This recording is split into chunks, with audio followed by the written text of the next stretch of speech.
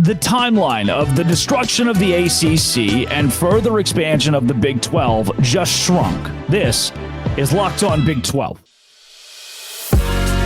You are Locked On Big 12, your daily podcast on the Big 12 Conference, part of the Locked On Podcast Network, your team every day.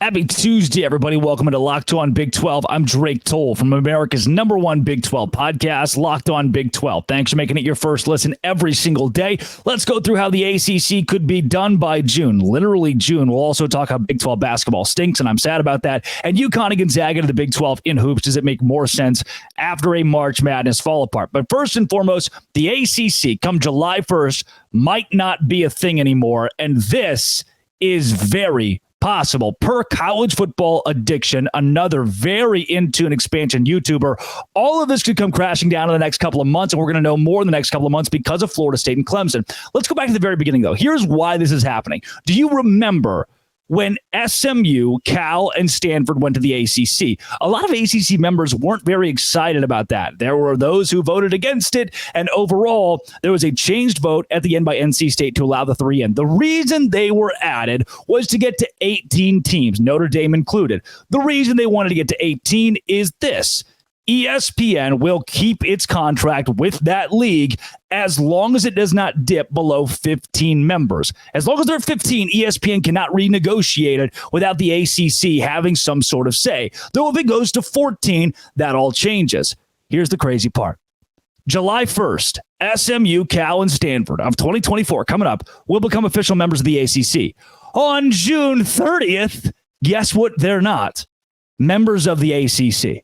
And while Clemson and Florida State have poked the bear, they want to leave that conference, the ACC has poked back and said, fine, we'll sue you back of this grant of rights. How much of you two entities, you two universities, do we own and have the rights to? Florida State and Clemson, if they end up breaking apart, whether that is via a settlement, whether they completely outright win a lawsuit and they get to walk out scot-free, or the ACC says, we can't do this anymore, we're pushing you out, which won't happen, by the way. However it looks, if one of those two teams leaves before July 1st, guess what, buddy? There are 14 teams in the ACC. And immediately, ESPN can rework its deal. And from what everyone has heard, ESPN isn't really happy with the current state of that conference. To go even further back, Florida State, the reason they wanted to sue, they got a hold of that grant of rights. That was, in essence, the contract they had with the league that Jim Phillips, the commissioner, had under lock and key and hidden away. The reason why is every university was under the impression that through 2036, their school would be paid by a contract with ESPN. Where it read in the grant of rights that ESPN could opt out of that contract starting in 2027, everyone said, wait a second. That's a 9-year discrepancy from, in essence, what we were told and what ESPN could actually do, which, not saying it is or is not fraud, but does smell a little fishy. Well, once that came to fruition, Florida State was certainly on board to sue. ESPN wasn't very happy about that. Like, why? How did you have these 15 entities believing they were under an ESPN umbrella, and they really weren't, because ESPN can go by in 2027. And now the only saving grace of that is we have until 2027. Hey, we've got a few years of the ACC still being under that contract. And many of us, including JT of College Football Addiction, who will join the show later in the week, are under the impression that when that year rolls along, ESPN will not renew its contract with the ACC. They will back out altogether. That makes sense, but there's some leeway here. That conference exists for at least the next 3 years, and they still get paid.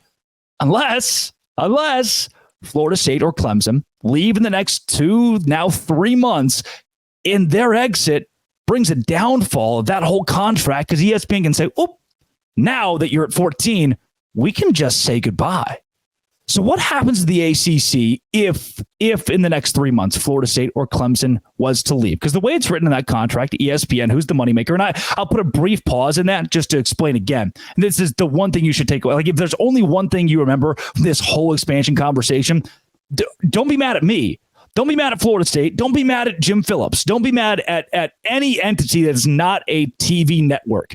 You want to point a finger at somebody who's ruining your college football experience, at somebody who's ruining the rivalry of Oregon State and Oregon, someone who's ruining Oklahoma State and Oklahoma. It is the TV networks. They are taking these universities as their own property and saying, where would you be more beneficial to us? Where can we put you that makes us more money? Now, that did not benefit the Pac-12. Obviously, they fell apart. It's not going to benefit the ACC. They are going to fall apart. There are ways that it benefits the Big 12. So before I start pointing the finger and say, ESPN, you're a terrible, dirty, rotten sucker, when they decide that Louisville or Miami or UNC or Virginia, maybe one of these power brands could come to the Big 12 conference and they could get some sort of money to keep this league alive out of it, I'm not going to say jack about ESPN. If you want to point the finger and blame somebody, blame the TV networks, but they might just benefit the Big 12 in the end. And one of the biggest benefits to the Big 12 would be a year of wilderness for ACC schools, or what would be former ACC schools. So in essence, if Florida State's able to buy its way out in the next 3 months or find a way out of that conference, it then opens up the opportunity for other schools to do so. Kind of the point that college football addiction makes is, again, June of 2027, ESPN will likely back out. The current grant of rights is tied to a media deal. So if the media deal doesn't exist, the grant of rights doesn't exist. And a simple majority, as JT says, of 8 teams could break off and spend a year independent, separate of the ACC, and split ESPN revenue. That's not a bad deal for most everybody involved out of those 8. Now, that 8 would include a Miami, a Clemson, a Florida State, an NC State. It likely would not include a Boston College or a Wake Forest. They are tied to the sinking ship of the ACC because they have to be. They are the ones in the boiler room of the Titanic that are shoveling coal, hoping the engine stays alive. They can find their way to land. Can they get to Whitefish Bay? That's the goal for those guys on the Edmund Fitzgerald. However, they're not the ones. It's the aristocracy. It's the ones on the top deck. They're the ones that pulled the strings here. So while you have to tie yourself to the Titanic because Boston College is not valuable, Clemson is valuable. NC State is valuable. Virginia, North Carolina, they all bring enough so that they can go into a year of, hey, in 2024, our football schedule, in essence, stays intact. Our money stays intact because we have each agreed that ESPN will pay out. They'll dole out some sort of dollar percentage, some sort of dollar sign to us to play a basically an independent schedule that retains what used to be an ACC conference slate. That's a weird, wild scenario, but it's becoming more clear as Florida State and Clemson's process is expedited.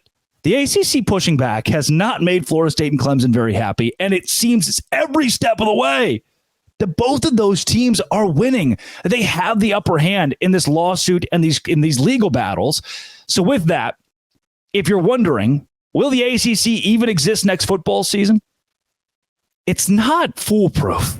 It's not 100% guaranteed. And I saw a quote from someone else who I respect in expansion recently that said, he would be blown away. It would be the craziest thing if the ACC wasn't an entity or didn't exist come July 1st. But expansion has bred scenarios that were once unthinkable.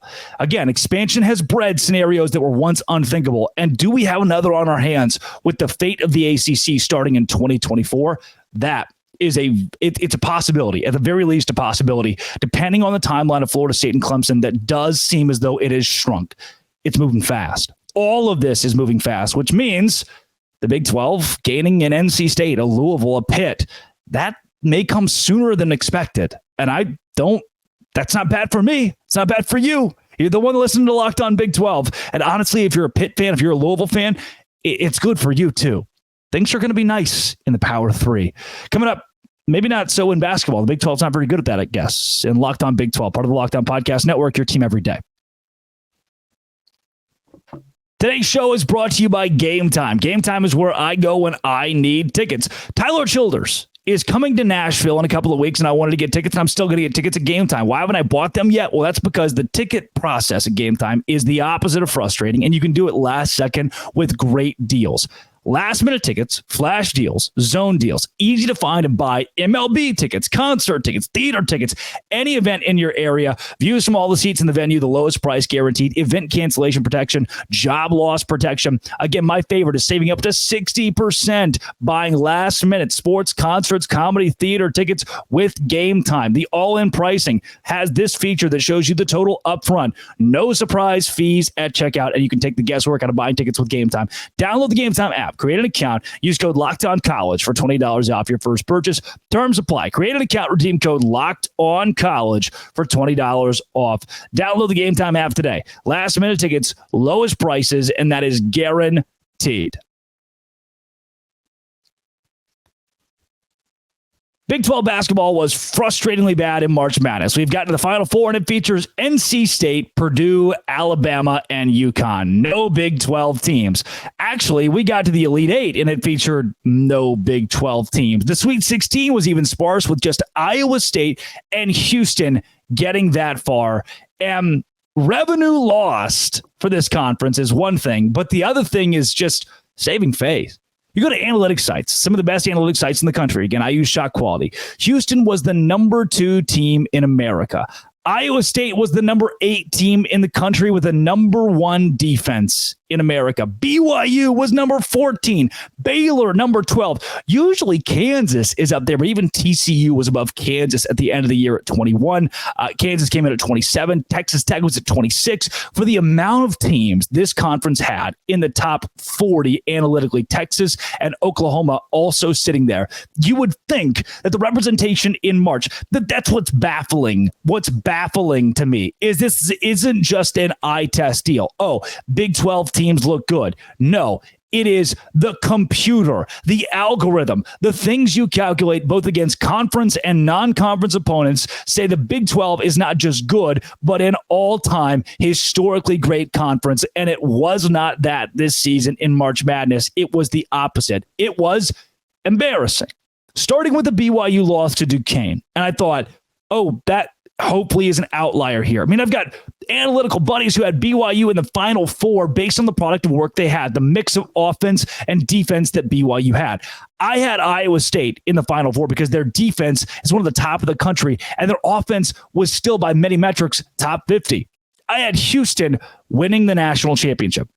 And look, you could argue that Houston was decimated by injuries to the point that that is what took them out so early. And early is the word that I'm going to use for a team that could have made the Final Four. Jamal Shedd's injury was very unfortunate. And I do think that had a key factor to play into why Houston is not still dancing today.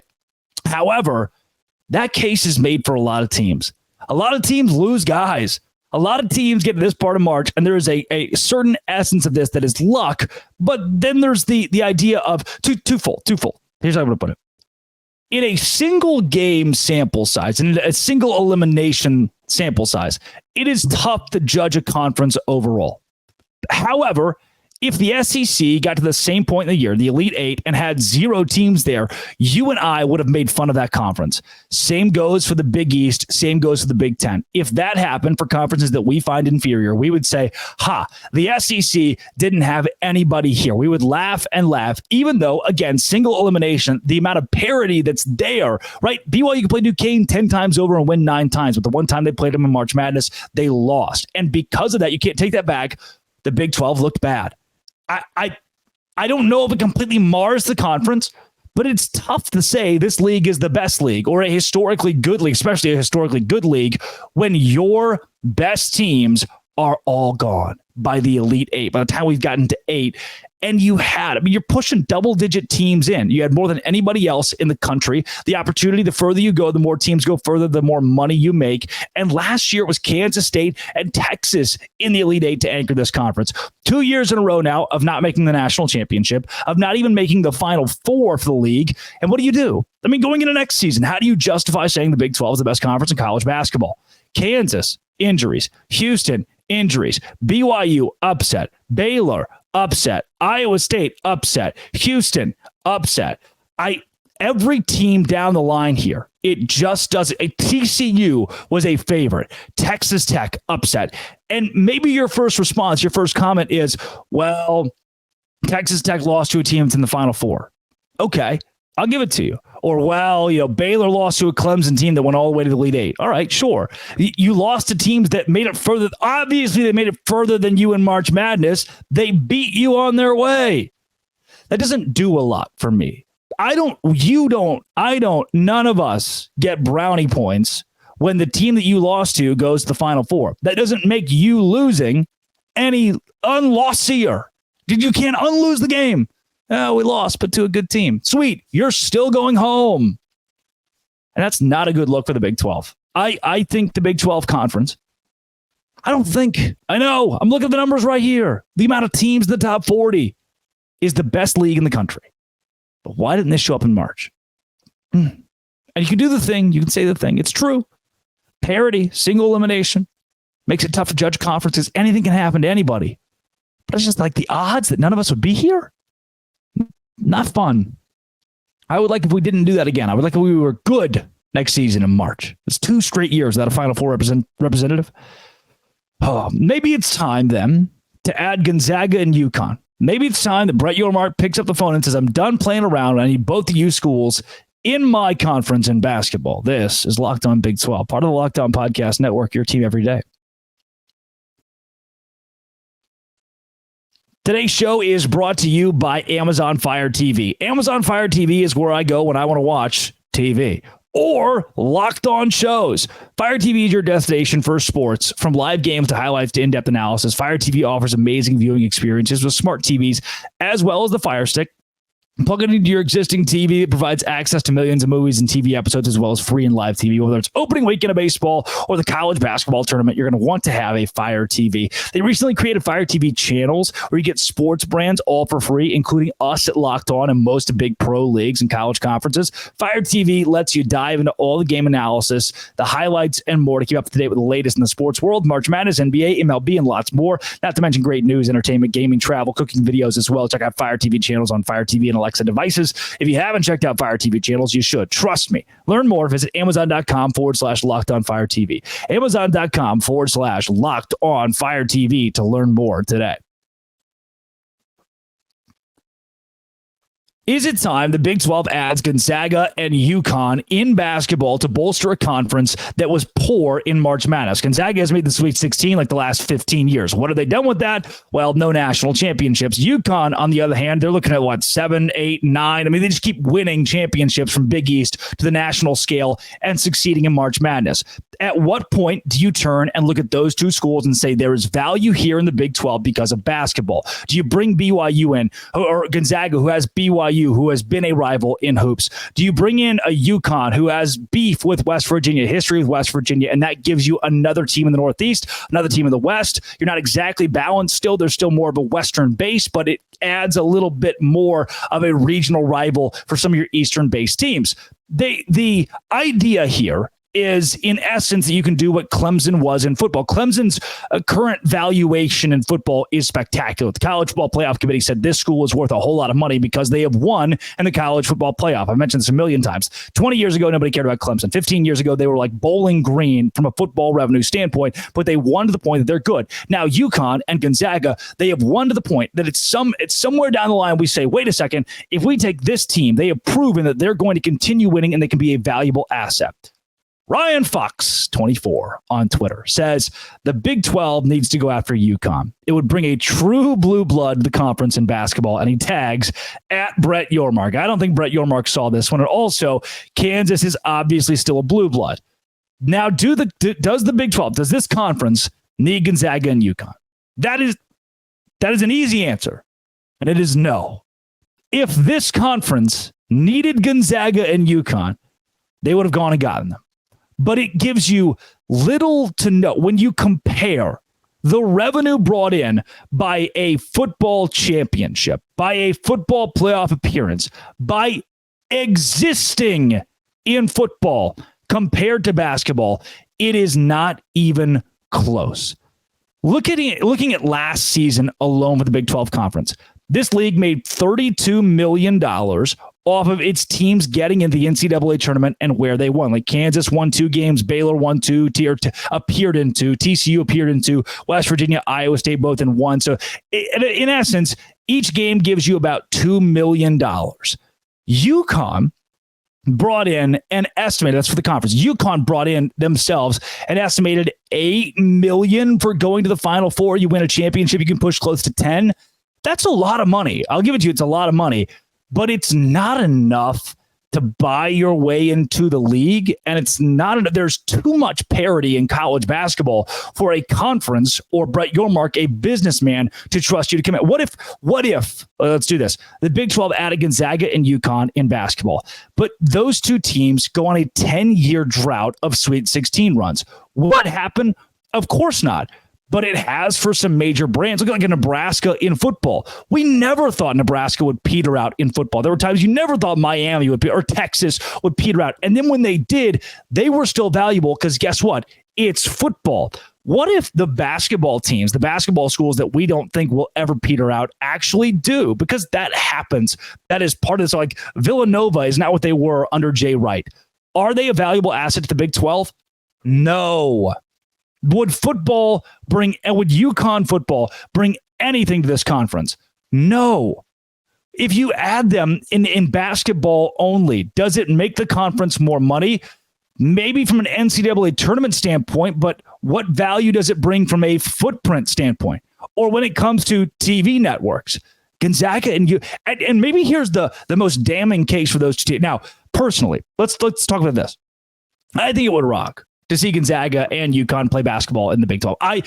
When it comes to just me watching good sports around this league, how awesome would it be to have those two schools?